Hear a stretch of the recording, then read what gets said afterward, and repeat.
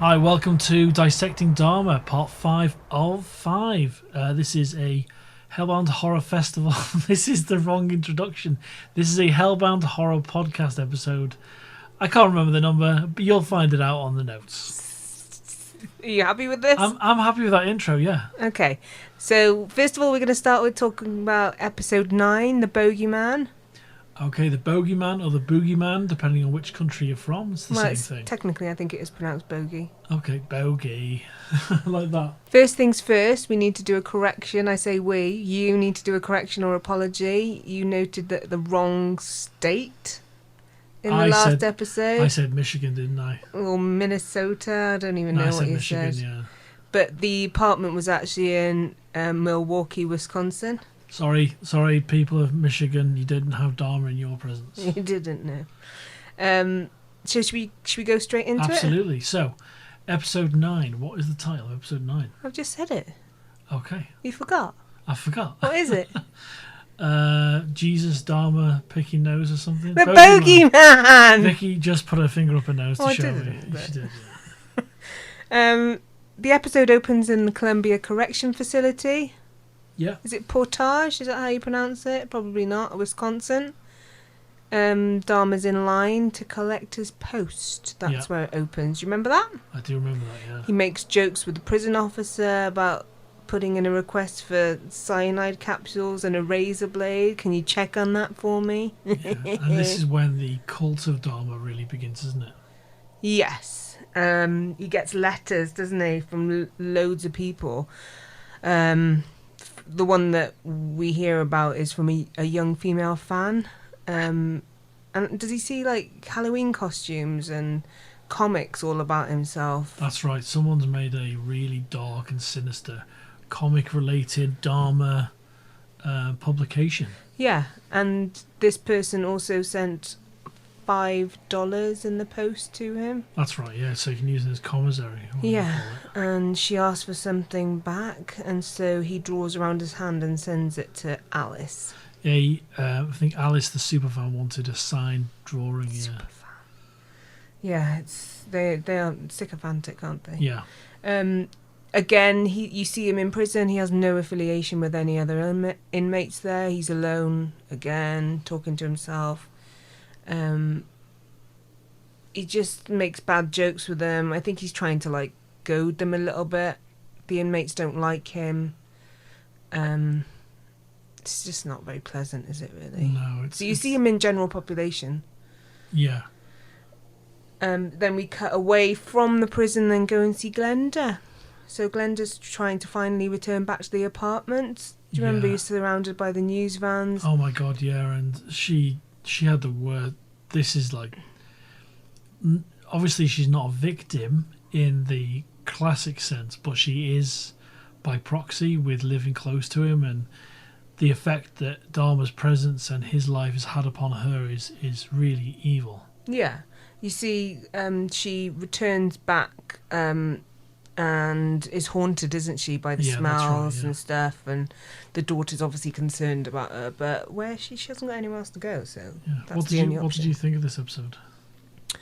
It was good. To be honest, I'm going to be brutally honest with you. Obviously, we watched these two, and then I watched like a bit more and learned a bit more. So I'll delve into that a bit later. Okay. Let's stick to plan. Okay. So you go back then. So again, it's the backwards, forward storytelling. He pays the prison officer for a tape player. Yeah. And he listens to... What did he listen to, Al? I can't remember. Whale calls. That's right, whale sounds, whale singing. Really loudly. Just so he can go to sleep. Yeah, he said he finds it soothing, he can't sleep. And what does the police officer think it is? He thinks it's some sort of sick thing. He doesn't realise it's whale calls. I don't know. Well, it's quite unusual, isn't it, really, to hear it in a prison. Yeah, he thinks he's a sicko, calls him a sicko when he takes the tapes off him. Well, he also, in this point, he says that he's doing 900 years. 900 years is his term. Yeah, that's right, yeah. And he wanted the electric chair, that's what he says. And then you skip to Tony's mum. So Tony's mum receives unauthorised biography. Yeah, that's right, yeah. And was asked to sign it. Was it the comic? I don't... A lot of this program does, like, you get like snippets of things, and you're supposed to like automatically understand exactly what's going on. Yeah. You know, who wrote it? I don't know who wrote it. I don't actually think it matters. Yeah. It's just the fact that this person, the mother of a victim, is being like plagued by super fans, really, but who are fans of, you know, a murder victim. It's just bizarre, isn't it? Really, it really is bizarre. Yeah.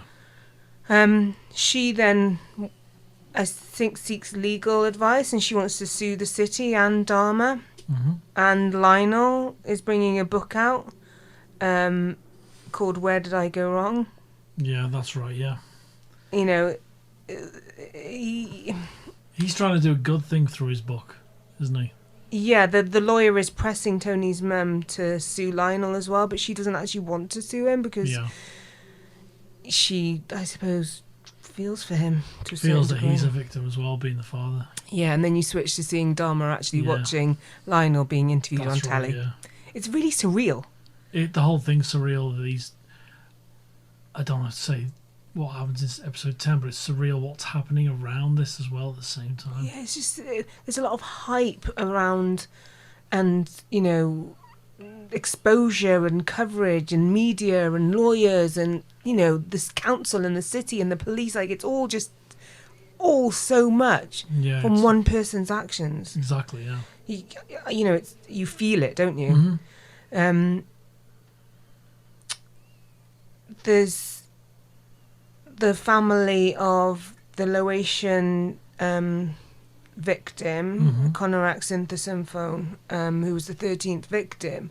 There's quite a lot that's played out about, you know, the nightmare that the surviving brother that was also assaulted has. You know, the family refused to say his name. Like, there's so much. That family was really tormented and tortured by Dahmer's actions. Yeah, really torn apart completely. Yeah, visceral, wasn't it? And you can't see any signs of closure for them at all. No, it's just heartbreaking. Yeah. And I think it's by viewing the victims' families that you really get a sense of how devastating it all is. Yeah. And then it does switch to a lavish dinner for the police. Like, they're having a do for something. They're actually awarding some sort of hero award to the two cops. Well, we don't know this at the time. It starts off like that, but then it also then quickly pans to a small, tiny room with folding chairs, and it seems to be honouring something else at the same time. They're honouring the lady that came forward to the police. Glenda Cleveland. Glenda, yeah. But they're also honouring the police that failed the city. Yeah.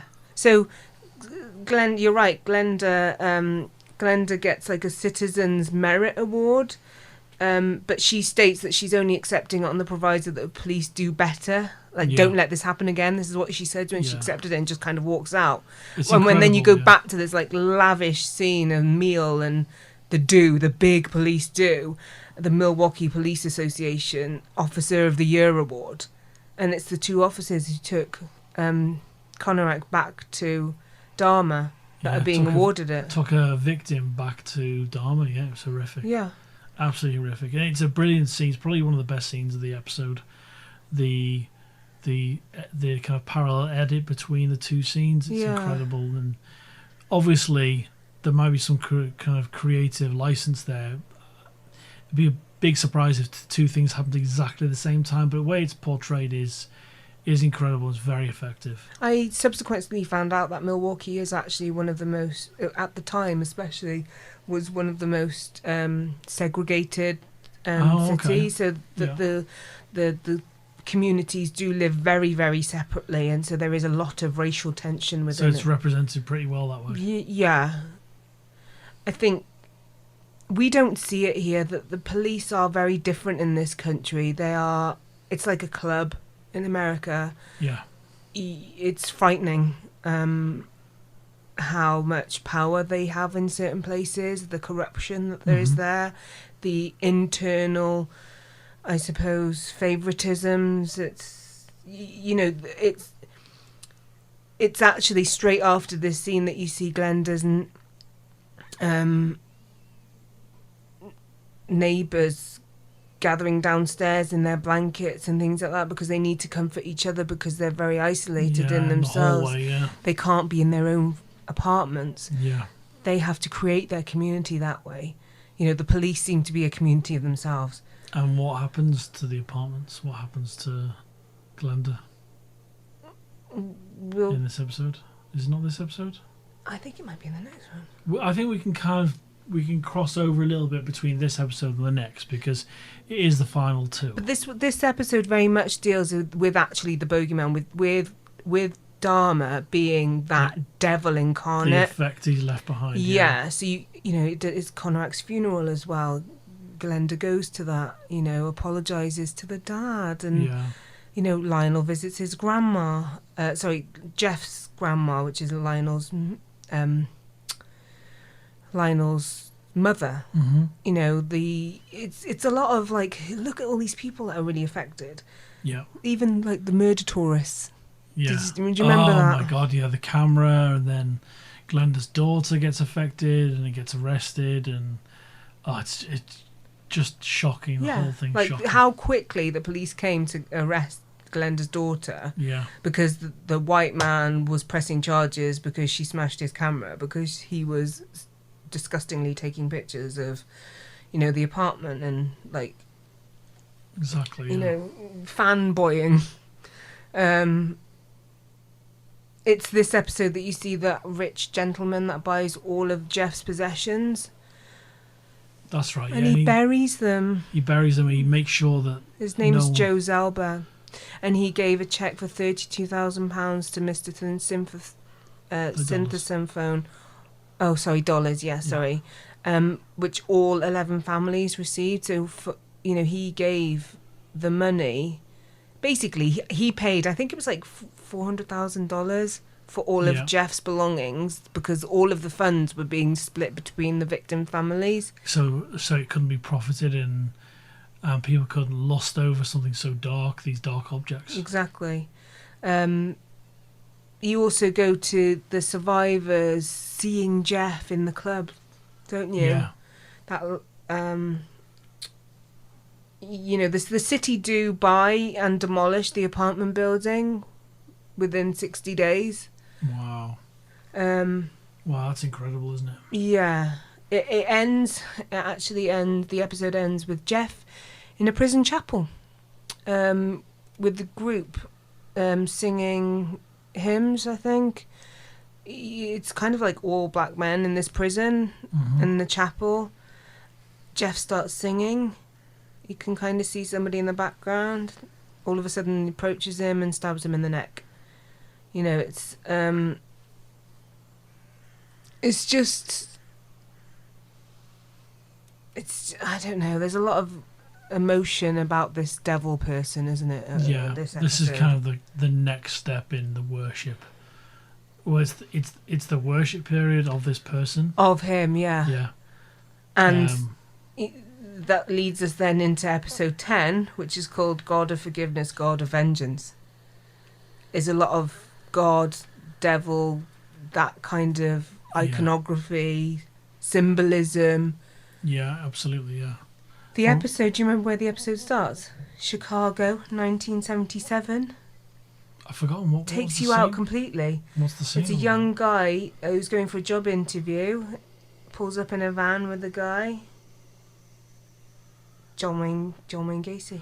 John Wayne Gacy. And the only way I recognise that is there's a scene... Did you recognise it before they went into the house? What was going on? No, because I just wasn't expecting it. Yeah, you see a picture of a clown. So there's an unassuming scene in Chicago at the very beginning, and then there's a pan across the room, and you see a lit picture of a painting of a clown. And you and I both realised who this person was and who is this person we're seeing in the opening scene? John Wayne Gacy. And what's one of his victims? What's he kind of? The clown killer. The clown killer. Yeah. Yeah. So it's quite a detailed scene really of him. It's quite a detailed scene really of him meeting this a young man in a bar. Yeah. Drugs him, ties him up. He's got rosaries. He fights him. You know, it's really unpleasant. He's a heavy-set dude, isn't he? Oh, he's just grim. He's just so grim. So it's quite... You don't think the guy's going to survive, but because you know who this guy is. Yeah.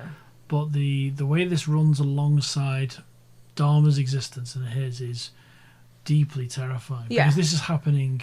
These murders are happening whilst he's in prison? No, this is back in 77. So it's a flashback to him and who he is. Yeah. I suppose to set the scene for those people who don't know him. That's right, yeah. And then you see the news with talking about Gacy's execution. That's what it's about. Yeah. And then you go back to Glenda again, who's at work. She's being really like candid, saying about... to a co-worker about what she smelled. Do you remember that scene where it's really uncomfortable? She's gotten used to it now. Yeah. She can talk about it to anyone. But when someone else hears it for the first time, it's very, very raw for them. Yeah. You then cut to Jeff in prison. He's in the food hall. He's ruffling feathers, isn't he? Really, he's like goading people. He thinks he's bulletproof at this point. Yeah. I don't think he is. Personally, I think he's just pushing buttons to try and... He's talking about his food and, like, I think this is where he says about, like, fingers or thumbs or something like that. And this doesn't taste like real flesh or human flesh. Or something, and he's just being really crude, and he talks about selling his autograph and stuff, and then... He's sat on his own, obviously, and then a Christian prisoner comes up to him, like this guy, and he says, "I've atoned for my sins," and he feels as though Jeff has, like, zero remorse and finds his behaviour really offensive. We find out that his name is Mr. Scarver because he goes down to where, like, there's a library, isn't there? He's trying to do some research on Dahmer. So he, initially... He doesn't know who Dahmer is. He just knows that Do you know why? This prisoner is pissing everyone off. Because he's been in solitary. He's been in solitary confinement, for like a couple of months. So the guy that does the research is in solitary. He sees him in the food hall and doesn't realise... Yeah, and everyone's talking about him. He's like, who is this guy? Right. He asked the librarian for information, and the woman was like, you need to be careful. Because we find out during this point that he thought that processed food was causing him to have psychotic breaks.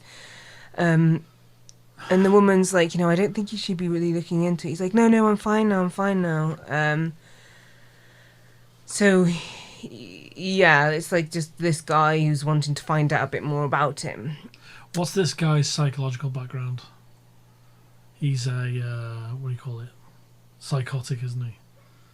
Yeah, he's schizophrenic. Schizophrenic, that's it, sorry, yeah. We don't really know that much about him in this programme, I'll be honest with you. Not at all, no. You then cut to Jeff with the priest. So Jeff's asking the priest, why are there so many people like him now, like serial killers?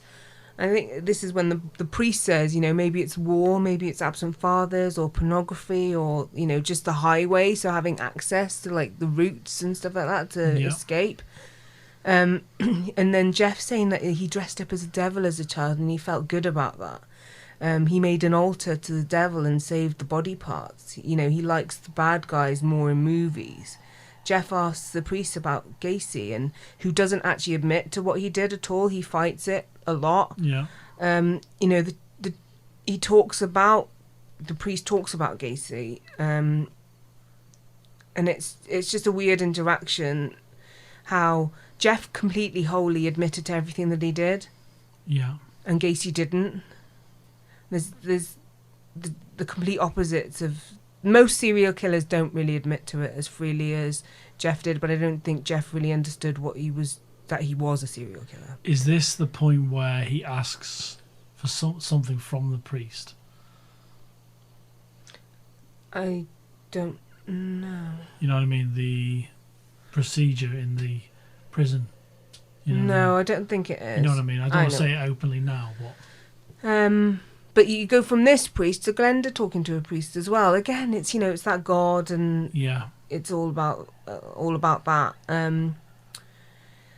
Lionel visits Jeff in prison, and Jeff says it's at this point that you realise that Jeff's on Prozac now, and he tells Dad that he misses booze every day. Yeah. But he tells his dad he wants to get baptised. That's right. Yeah, he wants. And Lionel's delighted. So it was actually when he was telling his dad that we find out. And Lionel says, Jeff is asking Lionel if he could ever forgive him. He's never stopped loving his son, has he? He said he would. He does. He has, because he's his son. Yeah. Lionel says that in his book the reason that he wanted to write this book, he wanted to help other parents and children this. But then you cut to then the scene of Mr. Synthphone and Glenda at his son's wedding. Yeah. Isn't that a great scene? The setting and everything. You think it's time to rejoice and have a special moment, but the father can't ever forget, and he can't ever move on, can he? No. And he's in so much despair that he has a shot of whiskey. Yeah. Ooh. Yeah, who drinks whiskey in shots? Ugh, grim, yeah. And gives one to Glenda as well, because Glenda's there. Yeah. There is like this, Dahmer devil versus Jesus feeling. That's what I got out of it. It's just, the mothers of the victims gather together and they talk about, that it's not winning, is it really? That's right, yeah.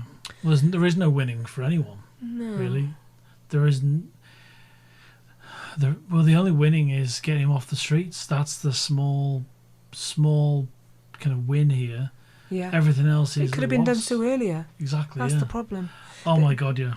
Jeff does have the baptism, and it's the same day as Gacy's execution, which made and that's a real thing, isn't it? Yeah. It's exactly the same day. He found God. Wow. Yeah. That's incredible. And I think it's a few months later, so it's still the same year. He's on work duty, cleaning the gym. A prison officer gets Mr. Scarver and leaves him with a friend that Jeff has who does the same work as him, called Jesse. And you hear, in the programme, Jesse being hurt in a locker room. Yeah, really badly. We don't see anything, but there's a metal pole dripping with blood, isn't there, when he comes back into the gym? Yeah, and he said, Mr. Scarver says that Jesse killed his wife and blamed 2 black guys for it. Yeah. And then he was telling Jeff basically what he did, like you were eating the flesh and like a 15-year-old boy and all that. Jeff didn't deny any of it, and he said he was lost but returned to God, and now he's changed. Scarver believes in God too and believes in vengeance, and he says that the Lord spoke to him and asked him to punish Jeff. That's right, yeah, the vengeance. And God's wrath always catches up on you, and that Mr. Scarver was God's vessel. The montage of him killing Jeff is pretty full on. The whole thing's full on, but that scene is really dark, and the reveal of, because basically he's murdered in this cell. There's no spoilers, but when you see out of focus what's happened to his head later on, when Lionel goes to hospital. He doesn't come to identify the body, but he comes to see his son's body, and it's absolutely brutal what's happened. After sitting with the material and thinking about it for a while, it is really just bizarrely ironic that he gets killed by a weight, like the barbell for a weight, and his first victim was killed by a weight. The weight itself, right? Okay, I forgot that. That's great. Well, it's interesting to the way that's kind of bookended. It's just yeah. You then go into Joyce Flint, so Jeff's mum arrives. There's a lot of discussion about the autopsy. And what is it? The brain was removed to determine the cause of death, and the scientist wants to experiment on the brain at the University of Wisconsin. But Jeff wanted to be cremated, so Lionel says no, but Joyce is saying yes. So they had a court hearing about this. Yeah. Wow. And the judge ruled that there needs to be closure on this matter, and so the brain was destroyed. The final scenes are Glenda at the park memorial. A city representative says a lot of people don't want to build anything on the lot, that they want to forget about it, but Glenda wanted a memorial but there actually is no memorial on Oxford Park apartment site, and it kind of just ends like that. Yeah. Doesn't it? It makes sense. I understand a memorial, but a memorial for victims will... It's a tricky one, really. Do you have a memorial for victims every turn? I know on the point, because it'll become a point of cult status for those Dahmer followers, a focal point. So if you do destroy and wipe it off the face of the earth, the apartment block at the very least, there is no symbol, there is no place for those people to gather. There's nothing for them to gather around. So there's certain points I agree with not doing the memorial, but I understand her thinking as well. But they're probably not doing it because they don't want to spend money on doing it for people they don't care about, because that's the implication that we feel. That's right. So, just to summarise, really, the whole thing is just such a terrible tragedy for the victims, including Glenda and the families. That can't be minimised at all. No, that's what this show's really about. It is, but I do feel an empathy for Jeff as well. He was so alone and abandoned for so long. His brother David was born when he was 6. His mum cared for him and left Jeff alone. Yeah. The dad was away working a lot. There was, Jeff's lawyer. Yeah. Jeff's lawyer had a female assistant, and they recorded a lot of Jeff's tape. There's tapes of Jeff talking about his life and his crimes and everything to this young female lawyer, who kind of, you have to a certain degree befriend somebody in order to get their trust, to gain their trust, so that they can open up to you. Yeah. And Jeff was promised a lot of cigarettes and coffee just to stay there and talk, and when you're in prison, that's kind of great. Like gold for him. Yeah. So, and obviously there was a lot of, information gathering for the court case as well, and to defend him. So he stated within these tapes that he realised that he was gay at the age of 13. He felt really distant and different to everyone around him. His first sexual fantasies were of control and dominance at the age of 18. Mm-hmm. That's when he was drawn to that jogger. Okay. And he wanted to knock him unconscious and just to touch and cuddle and explore the body in the woods. But the jogger didn't run that path on the day that he actually prepared a weapon, like a bat or something.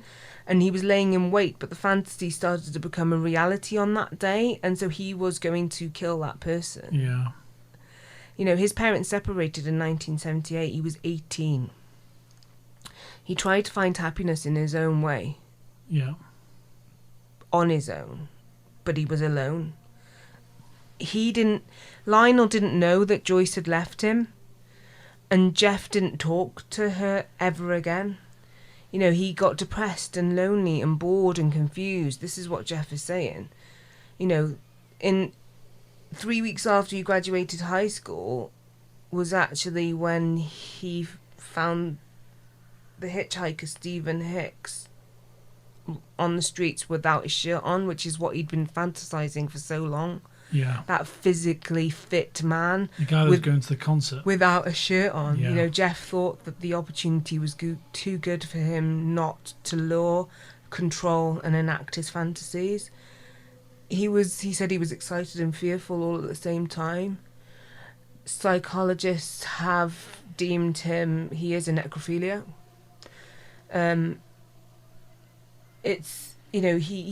He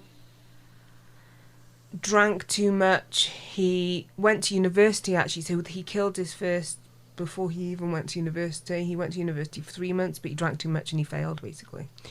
So then Dad enrolled him in the army. I didn't know that. Oh, wow. As he was a field medic training, as he was doing his training, he learnt about the organs and body parts. And he was discharged due to heavy drinking, and he returned to the family home 3 years later. Steve Hicks' body was still in bags at the house when he returned. So he spread out his remains in the woods when he got back from his army. Jesus Christ, that's incredible. That's insane. Yeah, so Jeff said that he felt troubled by the killing. He actually felt real guilt. He knew it was wrong. He didn't want anything like that to happen again. He knew he was warped in his thinking. It wasn't until 13 years later that Stephen's family were informed of his death. Jesus. So he moved to Wisconsin, so from Ohio, which is his family's home, to Wisconsin with his grandma to help her, actually. It was to help her in 1981. He loved her, and she loved him. You know, he actually couldn't have any meaningful relationships because he was at his grandma's house and the grandma didn't know he was gay, so he started going to church regularly with his grandma. Okay. And he wanted to eradicate these sinful thoughts and stifle his preferences and urges. Wow, I didn't know that. I know. They didn't put any of that on the show, no. This is why he found that mannequin. Yeah. He tried to avoid his urges. And with something that's like... And he avoided alcohol as well. Wow. So it was at that time that he thought that he would be, you know, satiated with this mannequin. Yeah. While he was at the library, he was actually sitting and reading, and a guy gave him a note offering him a blowjob in the toilet, and he said that this really triggered him and his urges again, and he thought he could easily get away with gay sex if he wanted it. Well, he was really that easy. Wow. So, because he was working at... Is this all in the tapes? Yeah. Because he was working at the chocolate factory at night, he had halcyon to help him sleep, which is what he used on his hookups at the bathhouses. So it started at the bathhouses where he... That's right, yeah. So he would use the medication that he was given so he could control and do what he wanted without to them while they were passed out. Yeah. And because he just wanted to lay with them. He wanted to do things to them and he didn't want things to be done to him. Remember the police were called for that one overdose guy? That's right, yeah. And but at that point then he was a marked man, and he wasn't questioned for rape, assault, disorderly conduct. Police failed the gay community massively, but all the bathhouses told him that he couldn't go back. Wow. Yeah, there's a failure in the system in several different spots throughout this entire story. And it wasn't until November the 10th in 1987, 9 years after Stephen Hicks, that he picked up Stephen Toomey, and Jeff went to a hotel after a night out, and he woke up with Stephen dead. Oh yeah, because he doesn't remember. Jeff completely blacked out. That's right. Yeah. He didn't know what happened. It wasn't planned, and he said it opened the floodgates to his urges and fantasies that he tried to suppress for so long. He tried to stop himself. He had it's like he had a religious conversion in reverse. He watched movies that focused on the devil and mind control. Star Wars, the Emperor he identified with, he got yellow contacts to be like him. He put them in before he went out to charge himself up. Wow, because of Star Wars. Yeah. He was doing in reality what is portrayed in movies. Wow, that's incredible. You know, we really need to, highlight the fact that there were 15 men and 2 children that were killed by Dahmer. So there were 15 men and 2 children killed by Dahmer. I think it's important for us to name them, if that's okay with you. Yeah, go right ahead. So we have Stephen Mark Hicks, who was 18. Stephen Walter Twomey, who was 25. James Edward Doxtator, who was actually 14. He was the Native American. In the program, he was portrayed much older than that, but he was 14. Richard Guerrero was 22. Anthony Sears was 24. Raymond Smith was 32. He was also known as Ricky Beeks. Edward Smith was 27. Ernest Miller was 22. David Thomas was 22. Curtis Straughter was 17. Errol Lindsay, 19. Tony Hughes was 31. Conorak Synthesophone was 14. Matt Turner was 20. Jeremiah Weinberger was 23. Oliver Lacey was 24, and Joseph Bradhoft was 25. Tracy Edwards was the survivor that alerted the police and took them to Jeffrey's flat. And if it wasn't for his courage, he wouldn't have been caught that day. And the terror wouldn't have stopped.